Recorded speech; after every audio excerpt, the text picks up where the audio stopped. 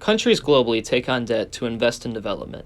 The World Bank shows that roughly 80 countries have some form of external debt. Much of this debt can be attributed to loans and money borrowed from developed countries, foreign banks and governments, and so forth, such which is called external debt. A country's external debt is sustainable when it can pay off all current and future financial obligations without outside or further financial assistance. Not only should a country strive for external debt sustainability, but also invest in its own development.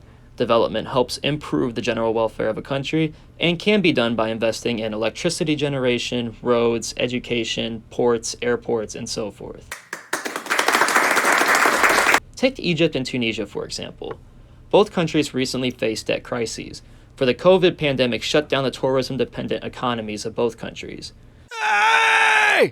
On a positive note, Egypt's commitment to the use of flexible currency, sound monetary and fiscal policy reforms, and greater role of the private sector secured Egypt a $3 billion relief package from the IMF. Contrary, Tunisia's unwillingness to enact sound reforms in alignment with the UN has seen the stalling of relief packages. Tunisia still struggles with debt, leading to food shortages and potential for bank defaults. The UN and international institutions have taken three major steps on debt sustainability. In 1996, the first action was taken with the IMF and World Bank launching the Heavily Indebted Poor Countries Initiative, which aims to relieve a poor country's unmanageable debt burden.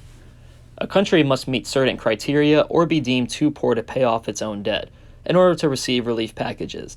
In 2005, the IMF approved the Multilateral Debt Relief Initiative, which relieves all of a country's debt owed to the IMF, World Bank, and the African Development Fund upon completion of HIPC relief. Relieving these debts allows a country more money to spend in its own development. Already, it is estimated that about $100 billion in debt has been relieved between both the HIPC and the MDRI.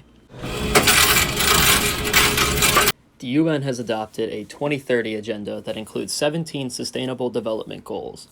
The goals of the 2030 agenda include ending poverty and hunger, acknowledging human rights of all people, and ensuring the protection and future of the planet.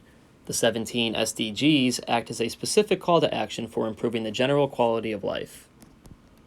In order to improve the status of these problems, the UN needs to take two specific actions.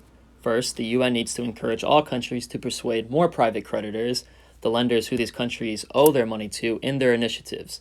Second, and is being learned from the POL crisis, that is, multiple series of events that occur at one time that ultimately negatively impacted the global economy and economies of the world, as was seen with the COVID pandemic, Ukraine war, natural disasters, and etc., a wider range of countries need to be invested in, not just the most poor or rich countries.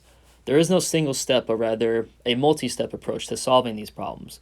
Continued work with multilateral institutions, such as the IMF, World Bank, and UN, will be vital in assisting countries with smart financing plans that follow sound fiscal policy.